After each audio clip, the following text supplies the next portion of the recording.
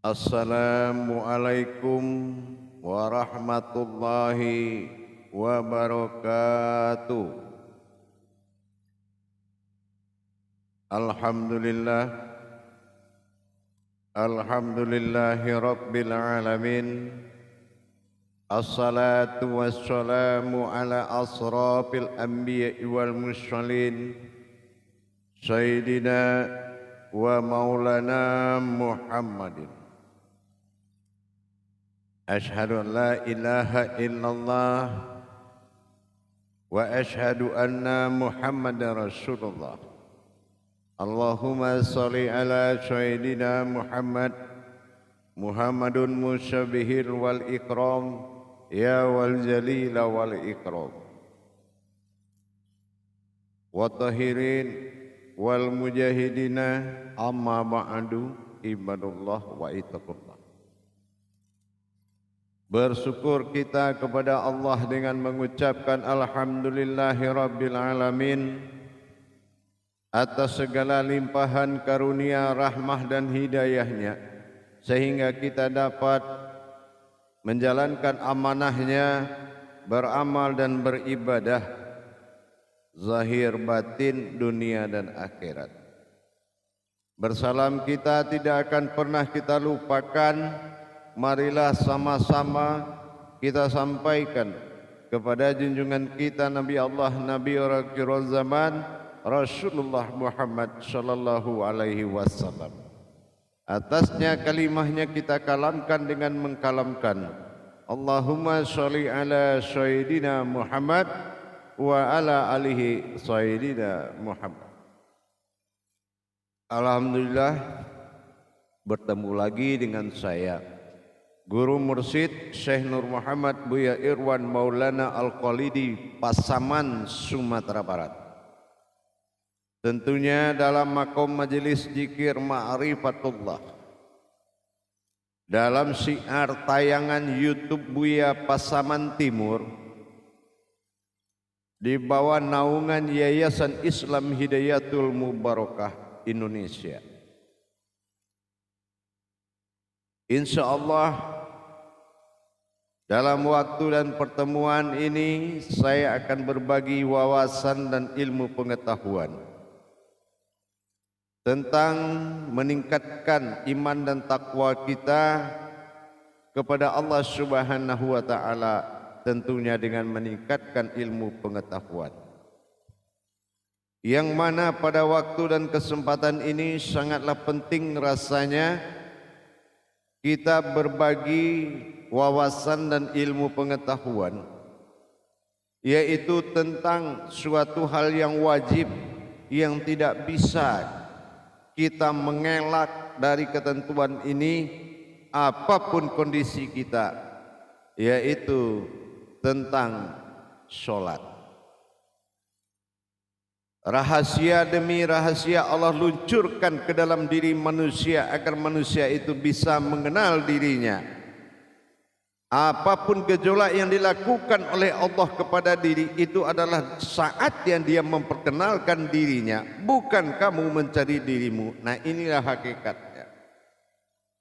Tapi dalam waktu dan kesempatan ini saya akan berbagi tentang rahasia, tentang sholat 5 waktu, yang mana pada waktu dan kesempatan ini kita akan berbicara atau belajar tentang hakikat dari 5 waktu itu. Yang pertama adalah zuhur. Apa hakikat di balik zuhur? Kenapa kita wajib mengetahui itu? Karena adalah perjalanan yang tidak bisa dikiaskan kepada hal yang lain, yaitu syahadah langsung.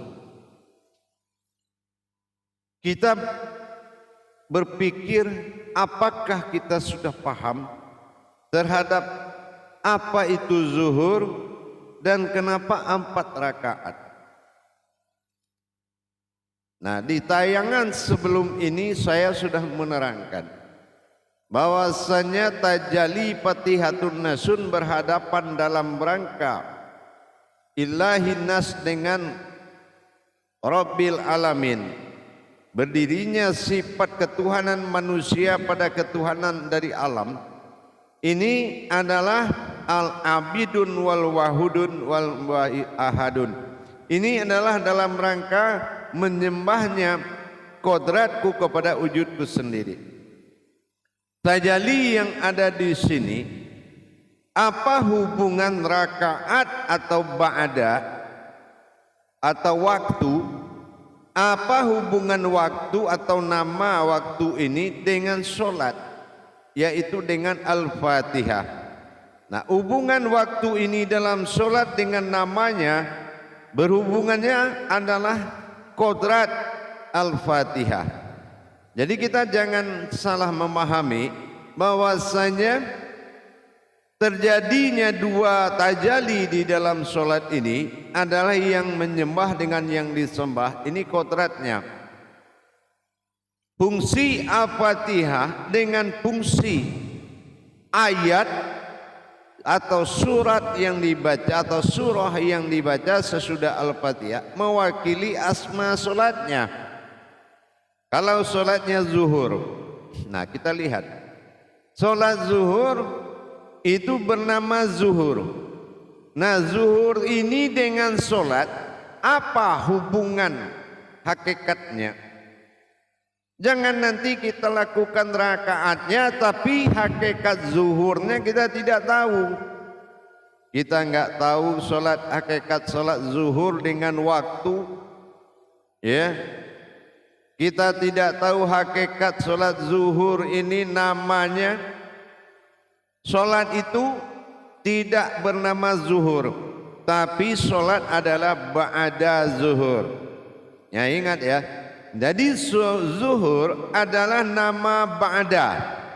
Sekali lagi saya ulang, zuhur ini nama ba'da, nama perjalanan waktu atau nama ba'da perjalanan batin.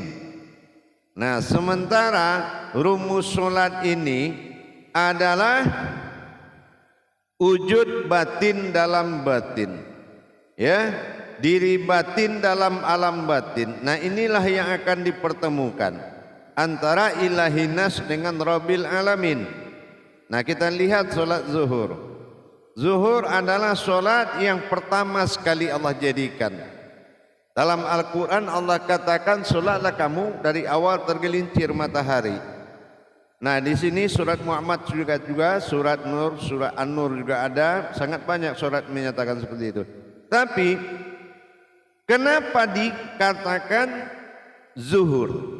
Nah, sementara hubungan kita menghadap Allah di dalam solat dengan makom solat ini, nah ini yang harus diperjelas. Kemana arahnya fungsi kita sebagai sebuah wujud yang menghadap kepada wujudnya dengan makom solat ini sudah ada hubungan belum? Ibarat kita menonton sebuah film di bioskop, kita nonton tapi kita nggak tahu judulnya. Harusnya lihat judulnya dulu, baru kita nonton, ngerti kita di dalam. Solat juga begitu. Kalau nggak tahu namanya, bagaimana kita tahu apa hakikat perjalanannya? Bagaimana menjalankannya? Sementara 4 di zuhur dengan 4 di asar ini berbeda. Yang membedakan apa? Asmanya. Ini zuhur, ini asar, gitu. Meskipun rakaatnya 4 sama, tapi namanya, makomnya sudah beda. Makomnya sudah beda. Nah, kita harus tahu di mana penempatan rahasia zuhur ini. Dan kenapa pada zuhur? Dan apa namanya zuhur? Nah, ingat. Jadi berjamaah, kalau kita menghadirkan misi ketuhanan dalam perjalanan zuhur, perjalanan waktu namanya ba'da, ba'bara'ah atau bakah atau batin, dal itu perjalanan. Perjalanan batin Allah untuk dalam rangka wa an ya'buduna hadza siratum mustaqim, itu dalam rangka, ya, sembahlah aku, itu jalan yang lurus. Menyembah Allah itu adalah jalan yang paling benar. Tapi bukan hanya kita, kita sebagai imaminullah, sebagai ma'ul hayat, memimpin sekalian alam beribadah kepada Allah. Nah, simpan kalimat saya. Ini yang dikatakan khalifatullah, ya. Jadi kita memimpin semuanya beribadah kepada Allah.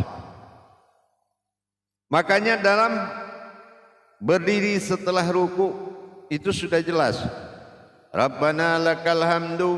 Nah, ingat, lakal hamdu min usamawati wa milul ard. Nah, ini ada hubungannya dengan langit dan bumi atau meliputi sekalian alam. Nah, inilah pemasangan diri hakikat tersirat dalam Fatihatun Nasun, yang berdiri akan dipandang oleh diri yang menyaksikan, di bawah pimpinan diri yang menyaksikan. Bi alaihim, menatap kepada ata alaihim, di dalam makom sir asma solat. Jadi kalau apa nama solatnya kita terus tahu, ya, memimpin batin dari asma solat tadi, dan tujuannya kita harus tahu. Jadi kalau zuhur, nah kita lihat di sini ada 4 kodrat yang disirkan oleh Allah. Kenapa disirkan? Karena di situ tidak berkalam. Kenapa tidak berkalam? Karena dia menjatuhkan, merubuhkan, memiringkan, menundukkan kodrat daripada alam untuk menghadap menyembah kepada kodrat Allah.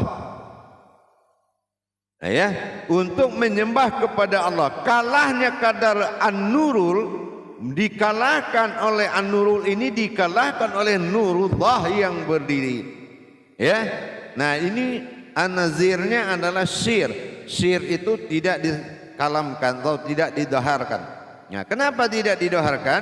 Karena 4 kodrat batin alam.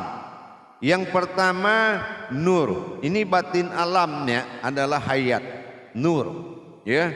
Nah, ini akan ditundukkan. Nur ini ada lapisan di dalamnya, nurul iman, nurul ihsan, nurul iman, Islam, iman, ihsan. 3 dia. Ini harus ditundukkan. Ya, makanya diperjalankan menuju kematian, maghrib, dari masyrik ke maghrib. Nah, ini pertama, ya, nur. Yang kedua Adam. Adam ini artinya perjalanan, diperjalankan kepada kodrat. Nah, apa itu? An-nazirnya alam. Ada ruh air, ruh api, ruh angin, ruh tanah, dan semuanya. Ya. Nah, ini akan tunduk kepada nurullah atau zat yang terlihat ini, atau al-fatihah, ya, yaitu na'an'amta alaihim yang terlihat, dan mereka melihat atas nama bi alaihim. Itulah keumatan kita yang melihat kepada wujud zahirnya Allah ini. Nah, jadi gitu. Jadi yang kedua tadi adalah nur, yang kedua adalah Adam. Nah, yang ketiga syahadah. Syahadah ini adalah hayat kehidupan, ya, hayat semua yang hidup, ya, semua yang hidup. Syahadah ini jadi termasuk ahadiyah, dia termasuk ahadiyah. Ini semua yang hidup ini. Jadi nurnya dari kodrat alamnya, kodrat hayat dari alamnya. Jadi di sini ada nur Adam, ya. Nah, yang ketiga ini adalah ilmu. Ilmu setiap yang berwujud, ya, setiap yang berwujud pada alam ini, yang tidak bisa bicara, ikan dalam laut, hewan di atas bumi, tidak dikodratkan berbicara. Sir. Nah, itu, ya, itu ilmu. Jadi yang pertama adalah nur, Adam, syahadah. Nah, syahadah ini adalah alam ini hayat. Yang keempat adalah ilmu. Nah, ilmu itu sekalian yang maujud, sekalian wujud, sekalian yang maujud. Nah, itu ilmu. Ya, itu contohnya seperti tadi ikan dalam laut, segala macam itu wujud. Tapi kalau ilmu adalah nyata. Segala kenyataan alam ini tidak ada yang berhak kalam. Jadi nur, ya. Nah, di sini ada nur, Adam, ilmu, syahadah.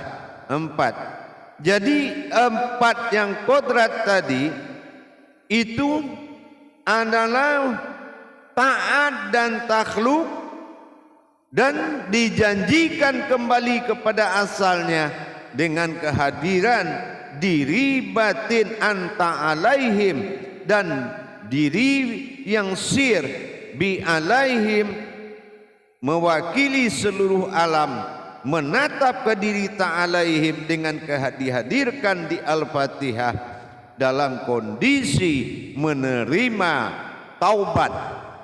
Apa taubatnya? Rabbana lakal hamdu min usamawati wa ma fil ard. Ya, jadi disinilah hakikat dari sujud dan tafakurnya alam ini dengan bertaubat. Rabbana lakal hamdu. Ya, disinilah dia bertaubat kepada batinnya Allah yang Al-Fatihah didirikan, yang disebut dengan batin hamdu. Berwujudlah an'am, andiri am terlihat ta'ala itu hanihim berupa diri, dengan dipersaksikan oleh diri halus bi alaihim, pandangan nur main mewakili seluruh alam, menatap kepada zahiru rabbinya Allah yang bertajali dari bangkit dari Al-Fatihah. Nah, di sini terjadilah tajalli abidu alal ma'budun. Nah, ya kan? Nah, inilah yang menyembah itu di dalam kondisi hayat. Gitu.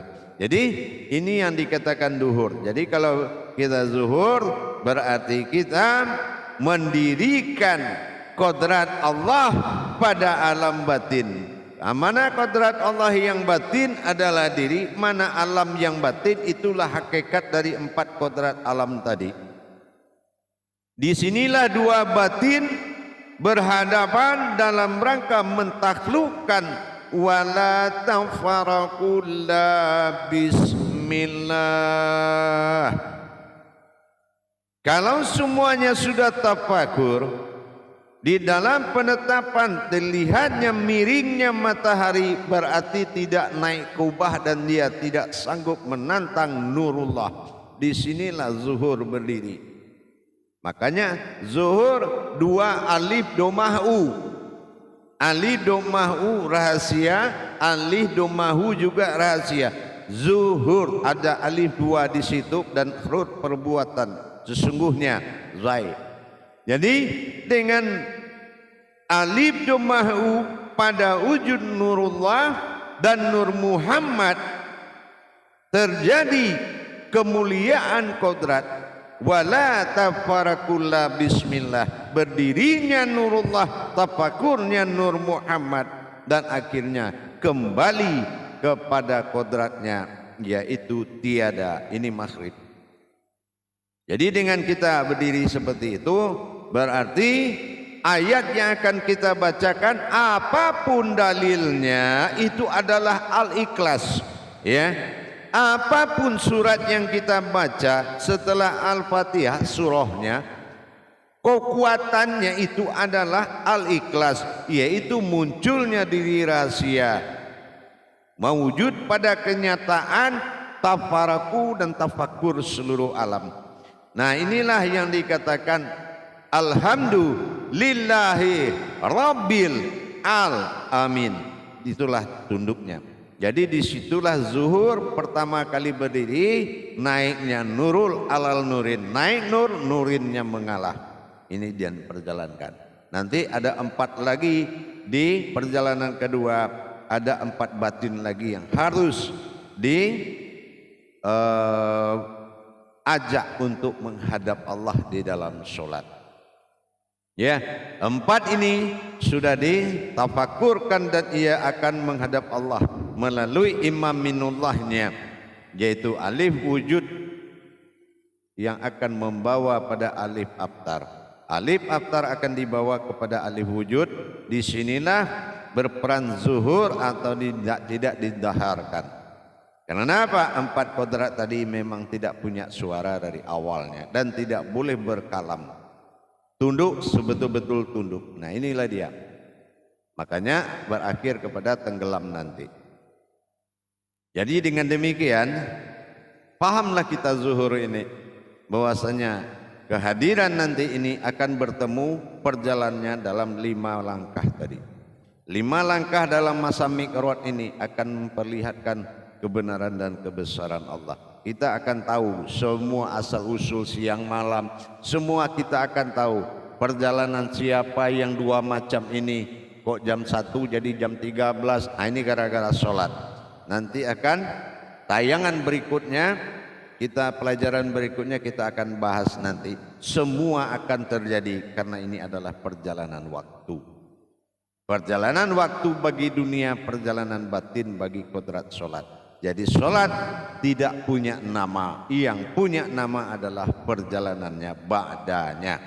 Jadi jangan bilang nanti sholat zuhur, nanti sholat ba'da zuhur. Nah, ingat itu harus dipahami oleh sekarang. Berdirilah dengan sungguh-sungguh, dan 4 itu tidak akan pernah kuat menghadapimu, dan dia akan pergi robitah kepada awalnya, yaitu mati. Disitulah dia tenggelam. Di mana dia tenggelam nanti dalam kajian selanjutnya tentang sholat asar itu akan ketemu perjalanannya nanti. Ikuti perjalanan selanjutnya tentang perjalanan waktu, dinamakan perjalanan batin, yaitu sholat. Sholat ini adalah sholahu doib. Sholat ini adalah berhubungan batin denganku. Nah, inilah siapa yang akan berhubungan batin dengan Allah semuanya nanti. Kodrat sholat inilah dibahas kodrat dari sholat, tapi tidak membahas wujud siapa yang sholat, tapi membahas kodratnya dulu. Nah, dengan kita menghadirkan Al-Fatihah nanti dengan sekalian kodrat alam yang ada pada nama yang berbeda, ikuti perkembangannya insya Allah. Alhamdulillah bagi jamaah yang hadirin hadirat sekalian yang ingin menimba ilmu pengetahuan belajar seminggu sekali tuntunan Guru Mursyid insya Allah pada live YouTube Buya Pasaman Timur, silakan mendaftarkan diri dan menghubungi saya di nomor 0813 9833 7904 dengan Buya Pasaman Timur Guru Mursyid insya Allah Sumatera Barat. Dengan demikian kita semakin mendapatkan sejatinya diri kalau kita tahu bagaimana Fatihatin Nasun tajali diri kodrat keumatan yang wujudnya adalah wujud Allah dalam bertajali kodrat sifat keumatan menuju Rabbil Alaminnya dalam perjalanan 5 waktu. Alhamdulillah, mudah-mudahan bermanfaat. Bagi yang sudah paham saya hanya ganti mengingatkan, tapi yang belum mengerti dan paham silakan menghubungi nomor saya untuk belajar dan belajar sehingga bertolabul ilmi itu lebih baik daripada kita beriktikat dengan nekat. Lebih bagus beriktikat dengan ilmu tanpa kita melaksanakan persekutuan dengan Allah. Alhamdulillah ya Rahman ya Rahim. Demikian saya Guru Mursyid Syekh Nur Muhammad Buya Irwan Maulana Al-Khalidi Pasaman Sumatera Barat mengucapkan akhirul kalam. Wabillahi taufik wal hidayah. Wassalamualaikum warahmatullahi wabarakatuh.